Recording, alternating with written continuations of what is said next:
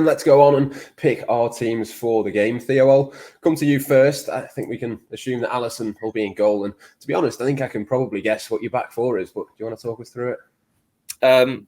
Same as Tuesday, I think. No, Robertson didn't play, did he? No, or did he? I've already lost track. Like I said, there's so many games. No, he didn't. He didn't, but he will this weekend. Okay. Trent, Konate, Van Dijk, Robertson. Yeah. Yes. Got there in the end.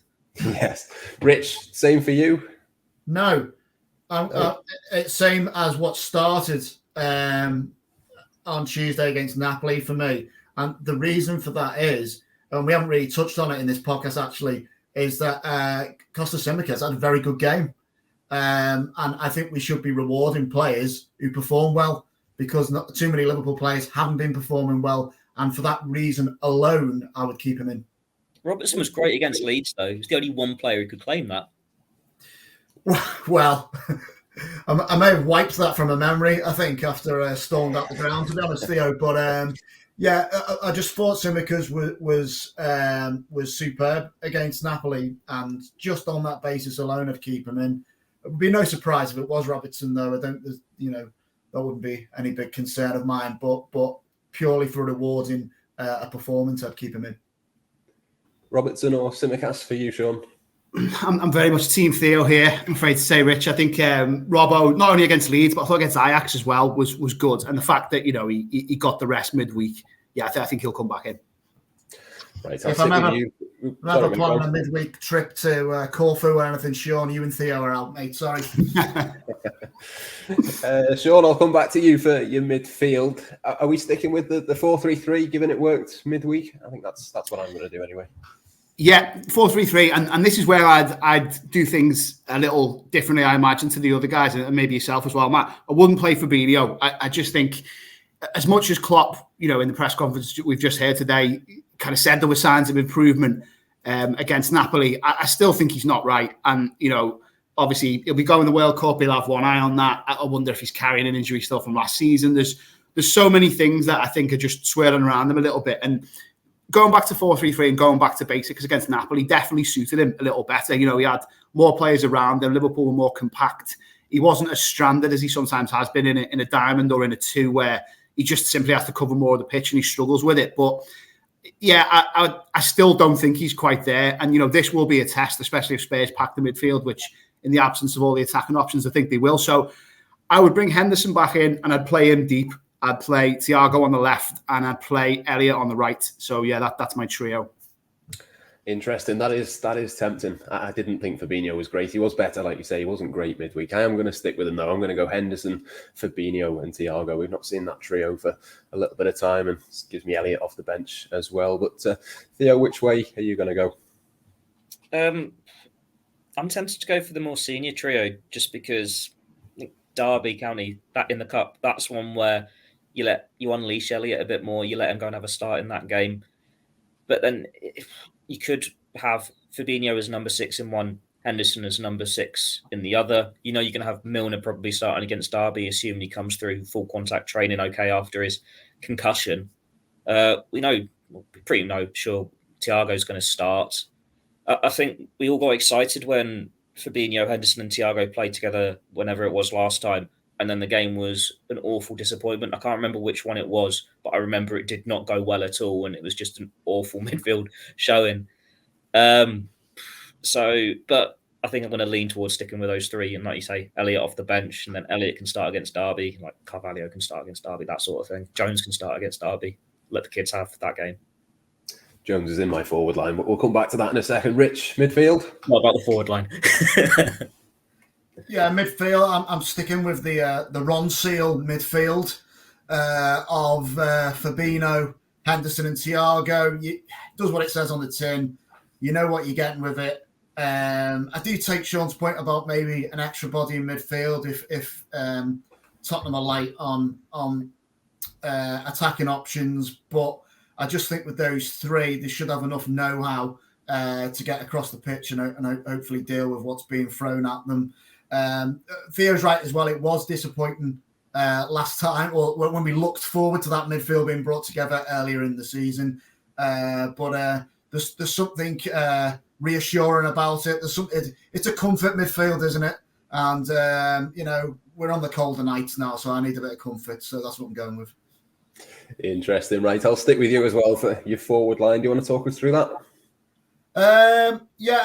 It's a 4-3-3, so it kind of no real surprises in it. I'm going with Firmino down the middle, Salah on the right, and the Uruguayan wrecking ball on the left-hand side to try and cause a little bit of havoc.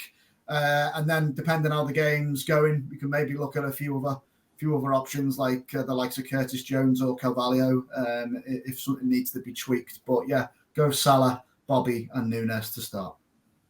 I'm going to go with Curtis Jones. I think you're going to do the same, Sean, I believe, and that would leave Firmino to come off the bench. Yeah, exactly that. I think Firmino's been mixed this season, hasn't he? He's just not looked like Firmino. He's looked like a goal scorer, but then he's had his moments where he does what Firmino does and drops back into midfield. But fundamentally, he's played a lot of football recently. A few 90s and played most of the game the other night, didn't he? And I want Nunes central. I want him as close to Salah as possible, especially against the back three. I think if Liverpool can even force some kind of breaks where it's those two against those three, you'd fancy Nunes and Salah to get a bit of joy. I just think that the way Jones played the other night, he was an effective outball, and he kept hold of it, he progressed it, he was involved in attacks, not necessarily in the sense of like directly giving the ball that teed someone up or having that many shots himself, but he was always on the scene. So yeah, I like the idea of Jones on the left, Nunes central, Salah on the right, and then it gives Liverpool that bit of flexibility. Obviously, I've gone for Elliott in midfield, so if Liverpool need to dig in, even just temporarily when Spurs are on the break, Jones can pull back and be a left midfielder. Elliott can push out wide and be on the right, and they can set themselves in a bit more of a 4-4-2 with the two main men up front. So yeah, that's what I'm thinking. Give Firmino a bit of a rest and unleash Darwin down the centre. Theo, which way for you? I'm on the fence. I can see it both ways. Firmino has played an awful lot of football recently. I think he started every single game since Arsenal. Obviously, you'd expect that considering you've lost Diaz to injury, you've lost Jota to injury. You don't really have enough senior attackers otherwise. Sorry. But he's also got a very good record against Tottenham. I think he always seems to score when it's Tottenham away. And he got the winner in the last minute to shut Tim Sherwood up at Anfield in the behind closed door season as well. I can see the reasoning for keeping Jones on the left, give him a bit of rhythm, let him have a few games in a row. He was an effective outball. But then I can also see the argument for playing Firmino down the middle and have Nunes on the left just to be a havoc, a bit of a pacey winger. I think I'm going to lean with giving Bobby the rest and letting him start Derby, just have one of the two experienced heads in it. So Curtis Jones on the left, but I'd be happy with it going either way. You can't really be fussy when Liverpool's options are so limited at the moment. Yeah, I'd imagine whichever way they don't start, they'll probably see it at some point with a substitution or two in the second half. But those are our teams then. Let's do our match predictions. I'm going to go for a 2-1 Liverpool win. I think Rich will be allowed to have a shave after the match. Rich, do you reckon a win?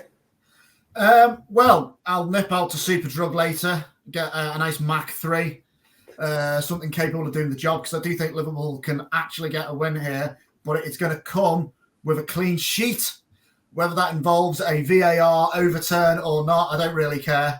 But a clean sheet will be the basis of a 2-0 Liverpool victory. Good stuff. Theo, clean sheet for you as well, or what do you reckon?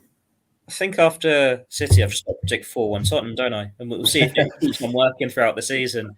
I'll go 1-0. I think I've still got doubts that it is a properly corner turned back to normal for Liverpool, even in the familiar formation. They've still got a couple of doubts to win over just yet, considering how many times we've been burnt so far this season. Sean, wins all round, do you think, or what do you reckon? I'm seeing Rich Garner, razor in one hand, cool bottle of beer in the other after a 3-1 win. Oh, excellent stuff. Excellent stuff. Nunes to score as well. More chaos from him. Yeah, 2 of them. Excellent stuff. Right. We'll leave it there, Rich. Get yourself out to Superdrug. As you say, Liverpool are going to win this weekend. All the build-up to that win and hopefully the reaction after it as well in all of the usual places. Until next time, though, from all of us here, it's goodbye for now.